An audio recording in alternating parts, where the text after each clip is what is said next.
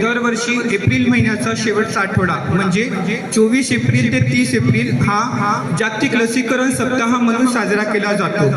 तर सर्व लसीकरणामुळे काय होणार आहे, तर सर्व लोकांचे रोगापासून संरक्षण होणार आहे। तसेच लसीकरण दिल्यामुळे लोकांचे रोगापासून संरक्षण तर होईल आणि लोकांमध्ये जागरूकता निर्माण करण्यासाठी WHO म्हणजे जागतिक आरोग्य संघटनेतर्फे हा वीक साजरा केला जातो।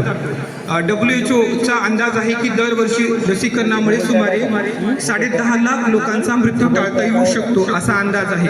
आपण सर्वांनीच पाहिलो की कोरोना ही जागतिक महामारी आली होती, त्या काळामध्ये फक्त लसीकरण हे सर्वात महत्त्वाचं साधन मानलं गेलं होतं, तरी पण लोकांमध्ये लसीकरणाबद्दल आणखी जागरूकता निर्माण झालेली नाही आहे। तर ह्याच गोष्टीचे गांभीर्य लक्षात ठेवून WHO तर्फे दरवर्षी 24 एप्रिल ते 30 एप्रिल हा जागतिक लसीकरण सप्ताह म्हणून साजरा केला जातो।